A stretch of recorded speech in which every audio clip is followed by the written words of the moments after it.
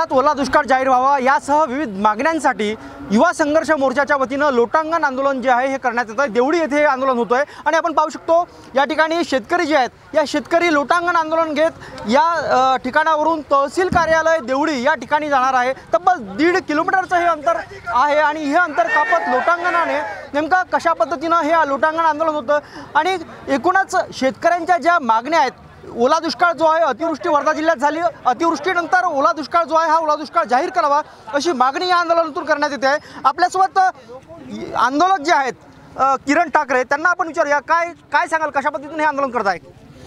मागील वर्षी सोयाबीनचं येलो मोजॅक आणि चारकोल रॉटने प्रचंड नुकसान झालं होतं।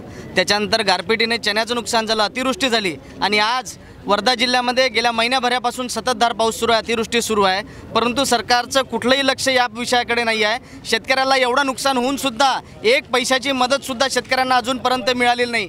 पीक विम्याची रक्कम खरीपाची आणि रब्बीची एक पैशाची सुद्धा मदत अजूनपर्यंत शेतकऱ्यांना मिळाली नाही। बरेच शेतकरी मदतीपासून वंचित आहे आणि आज जी परिस्थिती जिल्ह्यात निर्माण झाली आहे त्यामुळे आम्ही सातत्याने आंदोलन पाठपुरावे केले, निवेदनं दिले, परंतु सरकार जर आमच्याकडे दुर्लक्ष करत असेल तर सरकारसमोर लोटांगण घालून त्यांना साकडे घालण्यासाठी आज आम्ही लोटांगण आंदोलन करतो आहे आणि या लोटांगण आंदोलनाच्या माध्यमातून सरकारला आम्ही वर्धा जिल्हा ओला दुष्काळ घोषित करण्यासाठी आम्ही हे आता आंदोलन करतो आहे। अलीकडेच भाजपचं अधिवेशन झालेलं होतं आणि त्या अधिवेशनामध्ये बावनकुळे, चंद्रशेखर बावनकुळे जे प्रदेश अध्यक्ष आहेत त्यांनी सरकारकडे ओल्या दुष्काळाची मागणी करू अशा प्रकारचं वक्तव्य केलं होतं। काय सांगाल, एक शेतकऱ्यांच्या बाजूने तुमची काय भूमिका राहील? या महायुती सरकारच्या वतीनं नुकतंच मंत्री अनिल पाटील यांनी सभागृहात घोषणा केली होती की 15 जुलैपर्यंत अतिवृष्टी आणि गारपिटीचे शेतकऱ्यांच्या खात्यामध्ये पैसे जमा होतील, परंतु आज आपण बघतोय आज ऑगस्ट महिना उजाडलेला आहे परंतु एक पैशाची मदत सरकारकडून शेतकऱ्यांच्या खात्यात आली नाही। त्यामुळे हे सरकार शेतकऱ्यांच्या तोंडाला पाणी पुसत आहे। जर सरकार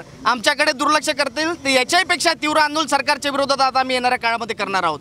जवळजवळ हे 1 ते 1.25 किलोमीटर एवढं आम्ही लोटांगण घालून सरकारचं लक्ष वेधण्याचं काम या आंदोलनाच्या माध्यमातून करतो आहे।